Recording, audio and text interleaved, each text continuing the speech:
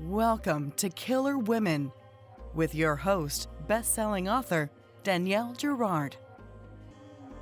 And now, Danielle's next killer woman. Hello, and welcome to Killer Women Podcast, a proud member of the Authors on the Air Global Network with more than 4 million listeners. I am your host, suspense author Danielle Girard, and my guest today is back. Jeneva Rose is the New York Times bestselling author of several novels, including Home is Where the Bodies Are, You Shouldn't Have Come Here, The Perfect Marriage, and One of Us is Dead. Her work has been translated into more than 24 languages and optioned for film and television. Originally from Wisconsin, she currently lives in Chicago with her husband, Drew, and her stubborn English bulldogs, Winston and Phyllis. Welcome, Jeneva. Thank you for having me, Danielle. I'm Is this excited. the third time you've been on the show? I feel like it might be. Either second or third. Because didn't we do one in a hotel room when Drew was like hiding in the back? We did. So we did 3. Yeah, because you were like one of my very first people, I feel like, early on. Is that possible? Yeah. We did One of Us is Dead. Well, I'm not going to remember. I'm going to mess it up. But I feel like maybe it's your third time here. I think it is too, because I remember your bookshelf. And the last one we did it in a hotel room. So. That's true. Yes. There you go. Absolutely. Well, welcome back. We're talking today about a book that actually is your original first published book ever, and you got to revise it and revitalize it and give it this beautiful cover, which you have and I do not, because I got to look at this. Now look at, for those of you who cannot see this, look at the spine. The spine is bloody. It's a fabulous, I've never seen anything like that. I love it so much. Oh, and then there's like, and a handprint. They did such a great job with that. I absolutely love it. So tell us, catch us up on all things Jeneva, but tell us first how this happened.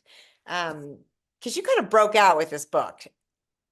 I did. So The Perfect Marriage was my first published novel, and it published with a very tiny publisher out of the UK, digital first. So that means it was never supposed to be in bookstores. It was print on demand, meaning when you ordered it, they printed it and then they sent it to you. There was no extra copies anywhere. But when I decided to go with them, they offered to publish it. And I was like a newbie author. And I was like, yay, someone finally said yes. Yeah. I knew I had to put my all into it because there was no advance, there was no marketing. And if it did not sell, it could pigeonhole me, where then, new publishers they look at your sales record then. So I put my all into marketing this book. I jumped on Instagram, I got on TikTok, I went viral a bunch, and now this book has sold over 2 million copies. And then when the rights returned, because I did have a 5-year clause in my contract, so happy I did. So my rights returned, or they do return, and I decided I wanted to sell it to a different publisher, but I wanted to have it released in hardcover because I knew the sequel would be in hardcover first. And that way I know a lot of readers are very particular. I am too. If I have, the first or a series, I want the books to all match. And so I wanted a special collector's edition. And then obviously it'll be in paperback, ebook, and the audiobook is re-recorded as well. So that's kind of how it came about. And then we just kept decking it out with features. I got to edit it, revamp it. I got to write up a bonus chapter. And yeah, that's how it came about. And I'm very excited with what it's turned into. I love that. Well, and also so really you started a whole thing on TikTok. And I know we've talked about this before, but for those people who are new to you, which is a little hard to imagine, but if they are new to you, I love the story of the thing you brainstormed and did on TikTok, which was the beginning of this. And actually, if you follow Jeneva on TikTok, which she's Jeneva Rose, right, on TikTok? Jeneva Rose author. Jeneva Rose author on TikTok. On TikTok. You can watch her old videos, but just tell us what you did because it was so freaking clever. And you come from a marketing, you're like, obviously you're super smart about this stuff, but it was beyond smart. So I worked in social media marketing, digital marketing, email marketing. And that was basically my whole career before this. And I did that for 10 years. So I've always had a marketing instinct. And that's kind of, even when I write my books, it's like, I will not start writing a book until I can summarize it in a sentence or two. So it has that hook, which makes it sellable and quick, because we want everything super fast in this day and age. So when I was on TikTok, I was seeing, this was back in the day when TikTok was considered lowbrow in the industry. That is a direct quote, that it was considered lowbrow. well, there's nothing lowbrow for me. I will go lower than the brow. If it's gonna help, I'll go as low as you need me to go. Right, right. I was To like, there's sell no 2 shame. million copies, a lot of us would probably go pretty low. Yeah, I was like, there's no shame. I'm like, I saw when I got on the app, and I was just a user at the time. It was 2020. And obviously I was just sitting in my house. I started seeing that this isn't just an app where teens are dancing. So that's what it used to be. That's what everyone thought it was. Yeah. And I was like, oh my God, I'm getting DIY hacks. I'm getting recipes. I'm getting recommendations for film and TV shows and books. And I was like, there's an audience here. People are looking to share things that they like and dislike. And so I was like, this is a way that I could potentially promote my book. And one of the things I came up with was it became a book talk trend, but it was pretending that you are the protagonist of your book. So you're telling the story as if it was you. So in this case, it's Sarah Morgan, a top criminal defense attorney, faces her most challenging case when she vows to defend her husband, a man accused of murdering his mistress. It was a 27-second video or 30-second video. And at the last 3 seconds, I hold up the book and I'm like, actually, that's the plot of my novel. If you want to find out what happens next, essentially, you have to go pick it up. And that video got like 4.5 million views. And I thought for sure people would be mad because I was kind of tricking them, but they were like, this is how all books should be pitched. I would read so much more if they were this concise and just get me hooked in 30 seconds. Yeah. But then there was a little bit of a mishap where the average watch time was 27 seconds. And that's when I put up the book in those last 3 seconds. So then there were people that actually thought my husband had murdered his mistress. And I started getting comments on my other videos that Drew was in. And they were like, is he out on bail? Why are you still with him? So then there was that. And the Daily Mail wrote about it. And that was a lot of fun. And we played into that for a while there. Right. That is, I mean, actually, and Drew, of course, for those of you who know Jeneva on social media, you might know Drew too, because he's also super funny. You guys are like the power, the hilarious power team. I love it. Well, and the cover's beautiful. And I want to, I didn't read the original version of the story. I gobbled up the new version. And I just was curious to hear, like, what was the chapter that was new? Can you tell us? Is that weird? And then, did anything big change, or was it really just a matter of like making it as strong as it could be now? A lot of it was just cleaning it up. I noticed so it did not go through an editorial process, which is a shame. And obviously it was the first book I wrote. And since then I've published 8 other novels, and I've gone through the editorial process with multiple publishers. So, and obviously you grow as a writer. And as I was reading that, I was like, well, cringe, maybe Scott was right. And those people, but it's also, I'm just super critical. So there was fixing things that were clearly like research errors that I didn't know any better, and I should have, I should. Wow. Well, I mean, we were all young writers once, right? Like, I don't know. Yeah. So some of it was that, some of it was streamlining it. There were some characters that in my mind, but you don't get their point of view, but in my mind, I knew what they were doing. Yeah. And but when I wrote the book, so I made their actions more clear, because it helps lead into the perfect divorce with some of those characters returning. And now love it. You get one of their points of view, which you did not get in the perfect marriage. And now getting that point of view and what I got to tweak in the perfect marriage, it makes more sense, their actions in that book. And it really goes better with now that you're in their head.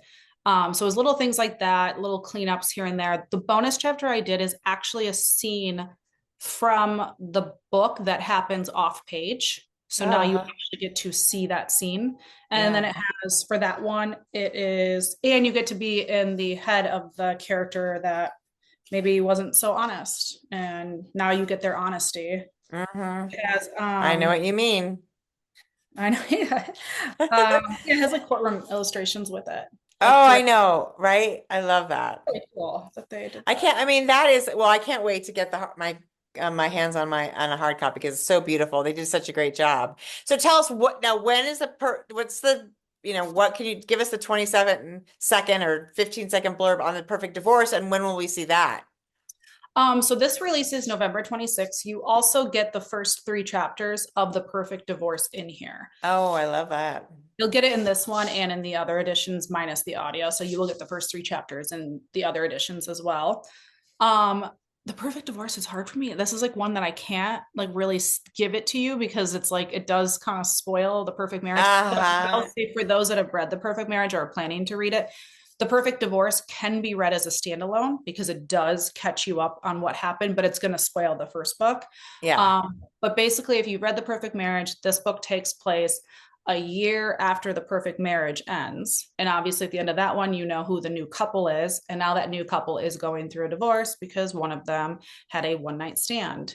And it's a cat and mouse game against one another, where the Kelly Summers case is being reopened due to that third set of DNA Yes. being run against CODIS and being a match. And Oh, if you read The Perfect Marriage, wow. you know who that third set of DNA is and how that will be unraveled. Mhm. So while they're going through this contentious divorce, that case is reopened. Plus, the person that one of the characters slept with that caused the divorce to start, anyways, is now missing. And so now it's who's doing what to one another. I love it. Oh, it's very Your your devious brain is at work. Okay, so you said, did you just tell us when the Perfect Divorce is coming out and I missed it? No, I did not. It comes out April 15th, 2025. Okay, super fun. And then you've got like a bunch of other stuff going on. Like you're always writing like 12 books. So what else is happening? I have, so The Girl I Was, which is the first book I ever wrote, it did not publish until November of 2021. And I Okay. had published the paperback and the ebook, but the Yeah. audio was done with Dreamscape. That was picked up by Mira, and I got to, which was kind of fun because that book is about a woman who wakes up in the year 2002, thinks she has a second chance to do her life over until she comes face to face with her unruly 18-year-old self. So now it's a Yeah. speculative fiction novel, and it's like funny and sad and heartwarming. But it's kind of funny because that book's about second chances. So with this book, I was able to completely literally tear it apart, revamp it, add chapters in from a different point of view. And now it's going to release in hardcover in July of 2025. So it's my little second chance book. It is. I mean, and so that's 3 books in the next 8 months. And what's going after that? And then there's Dating After the End of the World, which is a post-apocalyptic enemies to lovers romance novel. I love this. When is that coming out? I don't there's not an exact date, but it'll be fall 2025. So there's like 4 books coming out. It's a lot. Yeah. That will be coming from Montlake, so that's Amazon. So it'll be only available in paperback, ebook, and audio. Yeah. Very excited for that book. So fun. I know. I love that. How do you feel like you shift your brain when you're, because these are really different types of books that you're writing. And most of us, I think people are doing this more and more, but a lot of us are sort of in our lane, more or less. So is it nice to have a break where you're like, oh, I'm not going to think about murder, or I'm not going to think about heavy emotion, or, I mean, I guess murder is kind of heavy emotion, but how does that feel to change? Sometimes, I mean, the hardest time I ever had with that was when I wrote Home is Where the Bodies Are, and I had to switch gears when I was like halfway done with it to write It's a Date Again, which Home is Where the Bodies Are is dark and it's written more like upmarket and it's about grief and heavy topics. And it's a murder book and a dysfunctional family. And then Right. It's a Date Again was this very lighthearted, funny rom-com. So that switch was difficult getting into that rom-com. Yeah. Because I was so heavy with the Home is Where the Bodies Are. Right now, I don't think this has been as difficult. I absolutely loved writing Dating After the End of the World. And I think it's the book right now I'm most proud of. That's exciting. Because it's every genre you can think of. It's like action and horror and romance. It's like I love it. And so And speculative, it sounds like, right? A little bit. Yeah, because there's, I guess you'd call it dystopian, Yeah. post-apocalyptic. Very excited. So like it's very different. And I am the type of person where if I like an idea and it's just I can't get it out of my head, I want to write it. So I am grateful that I can kind of explore different Yeah. genres because I'm also doing a horror novel, which will release September of 2026, I think. So it's been fun. I'll eventually figure out like what lanes I want to stay in. But it's It been seems like less and less is really a thing, right? And I think when I started writing, it was like they were like, we want you to write romantic suspense and that's it. And I Mhm. didn't want to wrate romantic suspense because I never could write the romance part of it. I just wanted to kill people. So I ended up on a really bumpy road for a while before it sort of became okay for particularly women, because it was like Tammy Hogue and Irish Johansson and I'm dating myself, of course. But anyway, so that is like how everyone was like, you write romantic suspense and then the men write suspense. And then Lisa Gardner sort of, and a few other people sort of started to pave the way for the rest of us to do whatever the hell we wanted to do, which was amazing. Yeah, So I was gonna say, even when I was on submission for The Girl I Was, I got turned down by everyone, and they all said, "You're known for thrillers, you can't write in a different genre." And that was why I ultimately had self-published it. But then Amazon came around and said, "We think you can write romance. Do you want to write romance?" And I said, "Actually, I love to read romance, so I would love to try writing it. And you guys have rejected me like 5 times, so sure." Same thing well, with Mirror. isn't it nice when people come begging back? They're like, I'm sorry, we want you, we want you. I'm like, yes. I'm like, you can have me. You like for the right price, anybody can have me. I love it. Well, you are like a tour de force with your career. How do you sort of structure your days? I know when The Perfect Marriage came out, I know you were also working full time and sort of like, and now you're able you're still working full time, but you're able to be just a writer, which is, it's a really nice change, but still like, it's a different sense of how you have to sort of structure your days. So what's like an average day for Geneva? I feel like I'm never not working. And Yeah. I actually worked less when I was working full time and writing full time. And then once you're published, then there's everything else that comes with it, the social Yeah. media, the marketing, the publicity. And I Yeah. obviously run, I have my TikTok, my Instagram, I have a Facebook reader group and my Facebook page. And I try to keep those as active as possible, even when I am swamped. But typically I try to keep a normal schedule where I'm actually at my desk, like a 9 to 5 or 10 to 6 or something, because that's when I do my best Yeah. writing. Not super, I wish I was an early person, like 5 a.m. Me too. I've never been able to do that. I'm like 10 to 2 or 3 is my absolute best time because I feel like I'm awake enough and then I don't have that early, I get to in the afternoon, I'm like, okay, now I'm ready for a nap. This is too much. And Same. Actually, mine is like my actual writing time is literally like a 10 to 2 or 10 to 3. And then the hours around it is like my admin work. yep. Yep. And That's how I do then it too.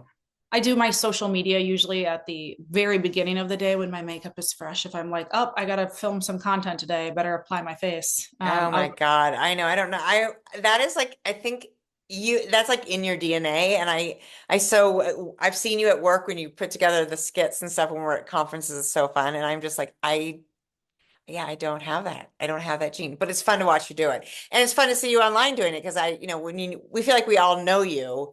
We know you in this one way from social media. And then of course I do actually know you in another way. It's really fun to see you do that. You're really talented. You could also act. When are you going to be like, listen, I want to play a part in my next book?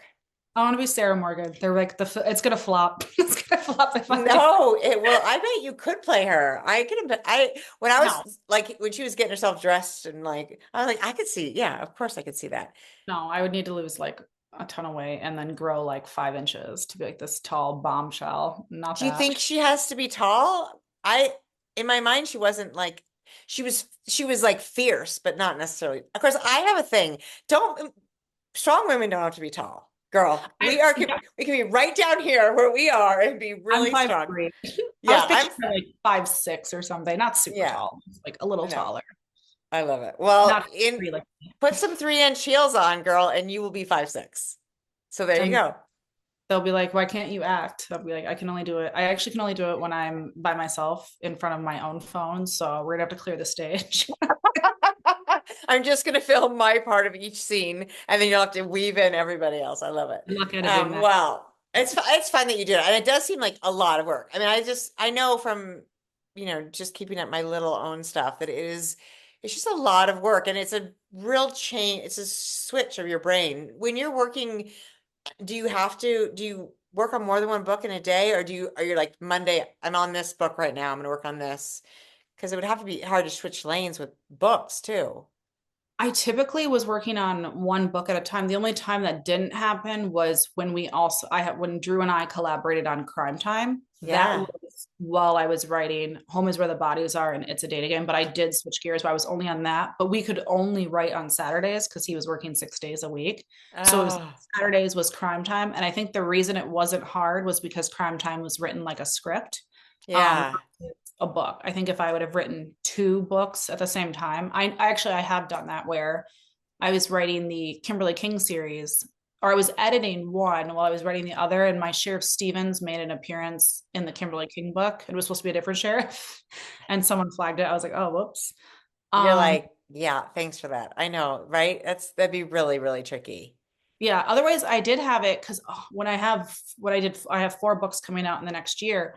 I did not realize, oh gosh, these edits are hitting at all different times. And all of a sudden, like one editorial route is like, this is due in 2 weeks, it's copy edits. This one's due in 3 weeks, it's developmental. And then I was having to either get extensions or really just like grind. Like The Perfect Marriage, I had a week to do that. And that was copy line edits, which that is not a long time. And No. I was working from like 9 a.m. till 10 p.m. to get that done in a week. Yeah. Every and it was, oh my God, my eyes were just glazing over. I'm Like that. plus you're still like you're still doing all your other stuff. Like you don't just like you don't vanish from the world for a week. Sometimes I do. I don't think people notice. Or Well, I have drafts of things that I'm like, I don't know if I'll ever post this, but if I ever need something, you just then like send it off. I was like, oh, my drafts. Well, it's interesting too, like when we talk about like I obviously know what you mean when you talk about like a developmental edit versus a, line edit, versus copy edit. But it's, for people that don't know, I mean, explain a developmental edit because that's not a little thing.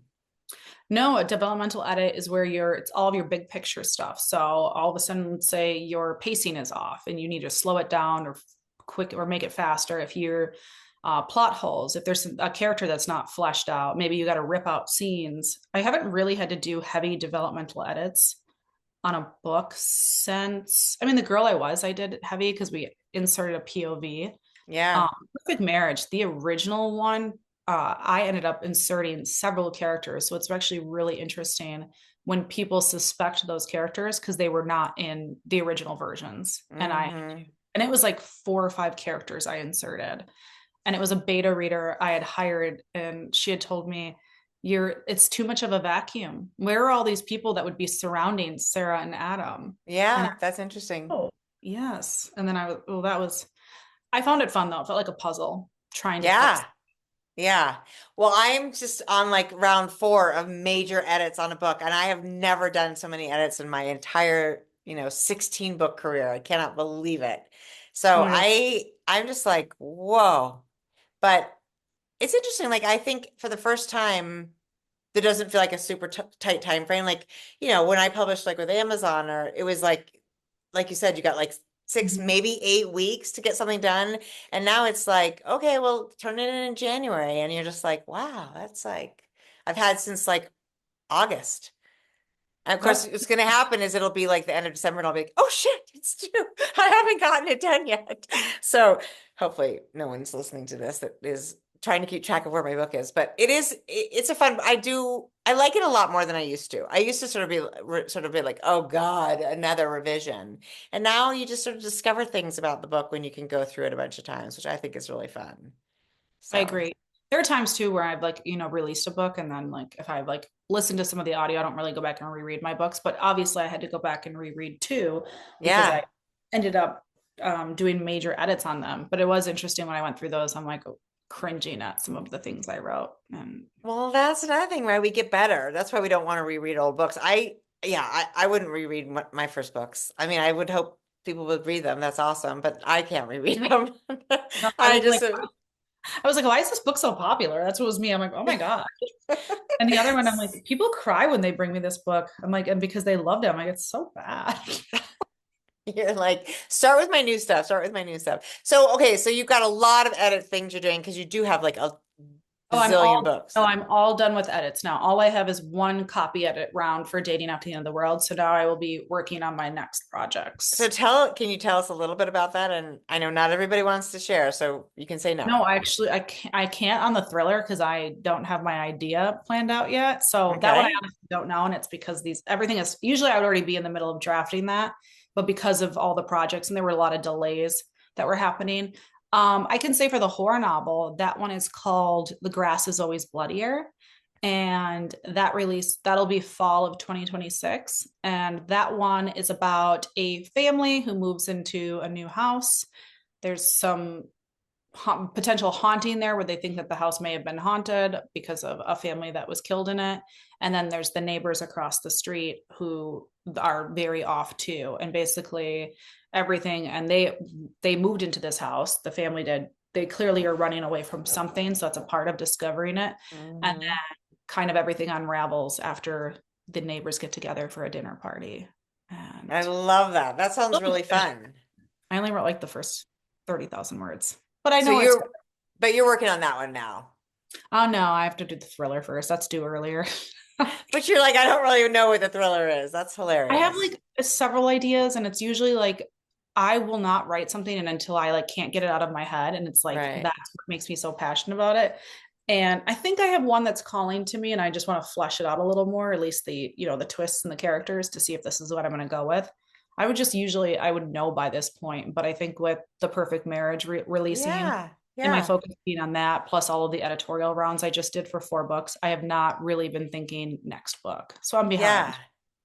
Well, I mean, God, it would make sense to me that you're behind, but it doesn't sound like you're behind. When is that theoretically due? February. Yeah. Yeah, I'm gonna be a little. And if I move in the beginning of December, then I'm definitely not starting until after I move. I'll just keep little teetering away at just make once you get since you kind of figure out your ideas ahead of time, that once you get going, it's pretty fast, right?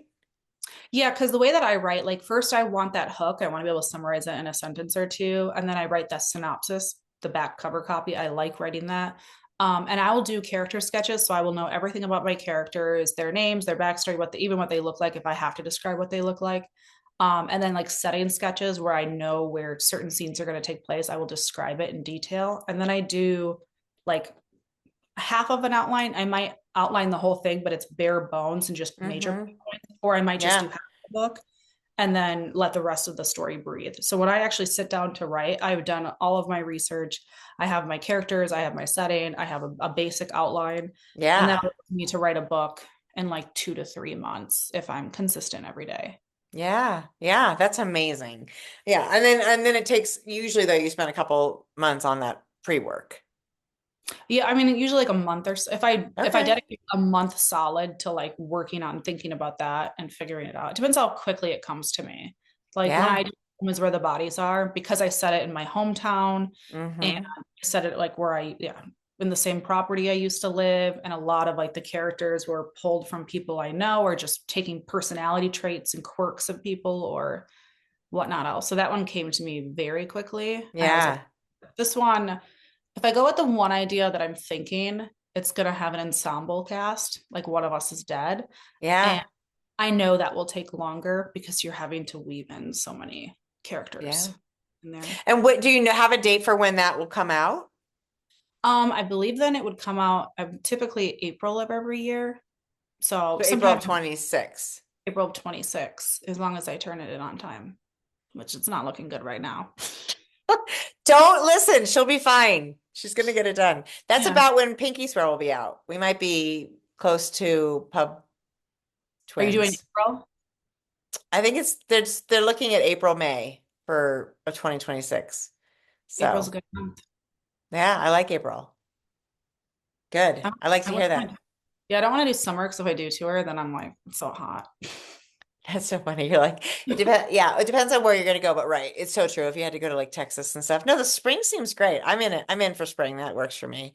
That's so exciting. Well, I cannot believe how much you have going on. And I love it. I always love to catch up with you. I love that I'm going to see you at Thriller Fest. And it's so great. Show us the beautiful, beautiful cover one more time, because it is gorgeous. The Perfect Marriage, Jeneva Rose. Look at you. And then show us the spine, because that really is. And then, there it is. There's the blood. These are my original blurbs that I got. Oh, for when this went through that small one, the people that blurred me, Samantha M. Bailey, JT Elton, and Samantha. I love that. I actually forgot to ask Hank Philippi Ryan because she read this for pleasure and I saw her review, and then I was like, oh, maybe we could use this. And then I forgot to ask her if I could use it, but it's on the book. I'm sure she'll be. Yeah, exactly. I'm sure send her a copy and say thank you so much for this fabulous blurb all those years ago. She's gonna be like, when did I blurb this? I like it was because But think about it, like how many requests you get for blurbs? She'll probably be like, "Oh yeah, of course, I was happy to help." Like she, Oh, she would be. I don't think she realized it because I'm blurbing her new book, yeah. and she was thrilled. But it was because she posted it on BookBub, and so I got a notification, and like I saw her name, and I was like, this was like before I actually knew her. And I was like, oh my god, Hank and Ryan read my book, and then I ended up was like, oh, we need another blurb because I didn't want to do new blurbs for this book. I was like, use this one. I'll ask her, and I forgot. I love it. Well, you what? I gotta tell her that, like, oh yeah, you're on this book. I know you did. Yeah, she'll love it. I mean, Hank is she's so fabulous and supportive. I love that. And exciting that you're reading her new book. I love. It's always fun to read her books. She's so good. We have such a great community of people. I freaking love our group. Same, and we all write about murder, and we're all just like chill and funny. I don't know about the chill part. I think we're funny. We're funny. I've seen us not be super chill, but yes, let's go with chill and funny. I love it. Geneva, thank you for joining us today. I'm so excited about The Perfect Husband, and the grass is always bloodier. What's that? You said The Perfect Husband. Oh, sorry. I don't even know what that is. The Perfect Maybe Husband. there'll be another title. Right. You could do perfect marriage, perfect divorce, perfect. No, you wouldn't want a husband after that. So anyway, No. yeah, sorry. Clearly my brain's not fully engaged, but I was getting that other title right, which was the grass is always bloodier. Yes, that one I always mix up too. I'm like, that was a new title that I came up with. Yeah, I like it. Yeah. Well, it's exciting. We'll follow you, Jeneva Rose, author, on Instagram, on TikTok, everywhere. She's everywhere. Wherever. Yeah, exactly. Well, I hope to see you in person soon because I love it. I'm definitely going to head out to your area eventually. So that'll be. But we're really excited for you. And everybody, November 26th, you can go get your brand new copy, all spruced up and gorgeous in that new packaging, The Perfect Marriage. See, I got it right this time. Perfect marriage. Everybody, thank you so much for joining us today on Killer Women with Jeneva Rose. And we will see you next time. Bye. Thank you. Bye.